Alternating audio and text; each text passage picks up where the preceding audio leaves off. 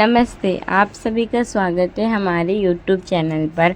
हमारी संस्था की कुछ टीचर्स ने स्टोरी टेलिंग किया था, जिसके माध्यम से हमारे बच्चों को यह समझा कि पैसा बचाना कितना ज़रूरी है और पैसे को हम बैंक में डिपॉज़िट करते हैं तो उसके ऊपर हम इंटरेस्ट कमा सकते हैं और रिलेटेड फाइनेंशियल इंक्लूजन के बारे में समझाया। आप सभी सुन सकते हैं।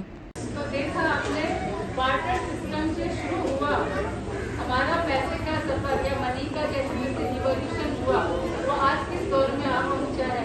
इवोल्यूशन का मतलब होता है निरंतर विकास करना। तो अभी तक का जो विकास है वो आपने देख ही लिया है।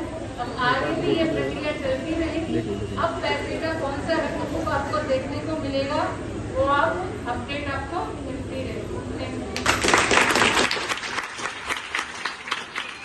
याद आई, मैं हूँ रश्मि जोशी। मैं ये गणेश मंदिर स्कूल में 9th को मराठी और साइंस सिखाती हूँ। तो मुझे ऐसे याद आया कि एक छोटा परिवार था, रामलाल था और उसकी बीवी थी सीता और उनके 2 बच्चे थे, सोनू और मोनू। तो उन दोनों का क्या था, वो लड़का रामलाल जो था वो स्कूटर मैकेनिक था, उनकी एक दुकान थी और सीता जो थी वो घर पे जाके खाना बनाने का काम करती थी और एक छोटा सा सुखी संसार था। सोनू मोनू 9वीं कक्षा में पढ़ते थे, लेकिन दोनों का स्वभाव एकदम अलग था। सोनू था वो एकदम समझदार था, एकदम प्लानिंग से सब करता था, जल्दी उठता था स्कूल के लिए, जल्दी से तैयार होता था और बस से स्कूल जाता था। लेकिन मोनू बिल्कुल विपरीत था। उसको तो शौक था एकदम आराम से सो जाओ। किसी को है इधर? नहीं ना, हमारे बच्चे तो स्मार्ट है। यस, हमारे बच्चे एकदम चुस्त है। लेकिन वो ऐसे नहीं था। उसको था कि सो जाओ, क्या फर्क पड़ता है।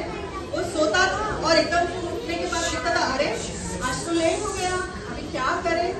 तो वो उठते ही ऑटो से ही स्कूल चला जाता था। और रामलाल बेचारा क्या था कि बच्चे मांगते हैं ना पैसे, तो चलो ठीक है दे दो। तो वो सोनू और मोनू को दोनों को भी पैसे देते थे। लेकिन क्या होता था, सोनू बराबर बचत करता था। आपने अभी नाटक में देखा था ना कि बचत करना जरूरी है, तो बराबर वो बचत करता था। लेकिन मोनू ऐसे नहीं था, वो तो बिंदास उड़ा देता था पैसे। उसको कुछ पड़ी नहीं थी, क्योंकि पापा तो दे रहे हैं उसको पैसे, तो उसको जानकारी नहीं थी कि पैसे बचाना चाहिए या उसको वो रखना चाहिए। और अगर लेट होता है तो वो क्या करता था, घर में मम्मी बेचारी इतना अच्छा टिफिन बना के देती थी, लेकिन वो लेके ही नहीं जाता था। वो अपना जाता है बिंदास कैंटीन में मस्त खाता है कुछ चाउमीन या ये वो, और फिर उसका पेट भी खराब होने लगा। तो ऐसे 3 बीत गए। तो उन्होंने पाया कि जब महीना का अंत होता है तब क्या होता है, उनके पास पैसों की कमी हो रही है। तो उन्होंने सोचा कि अरे हम दोनों कमा रहे हैं, हमारी आमदनी अच्छी है इतनी, फिर भी हमारा ऐसे क्यों हो रहा है।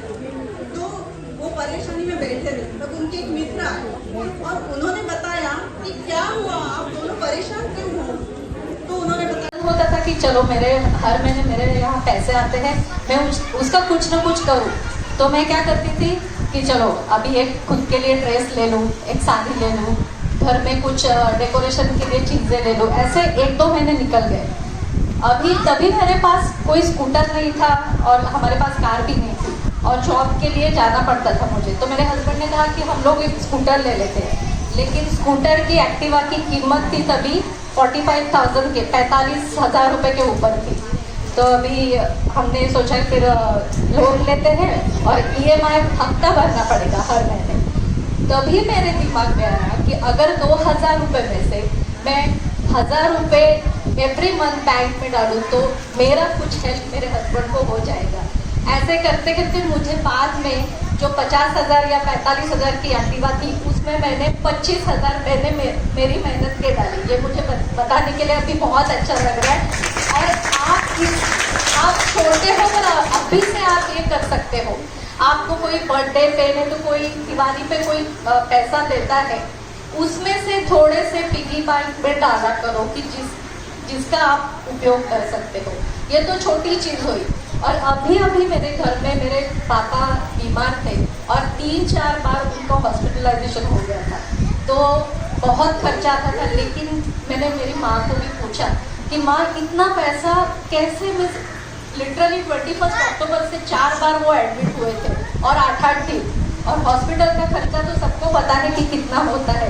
इतना पैसा कहाँ से लेके आई, तुमने कैसे अरेंजमेंट किया? मेरी माँ बैंक में जॉब करती थी, वो रिटायर भी हो गई, पेंशन मिलता है, लेकिन 4 लाख एवरी टाइम, 2 लाख 1.5 लाख के पैसा कहाँ से लेके आती है तुम?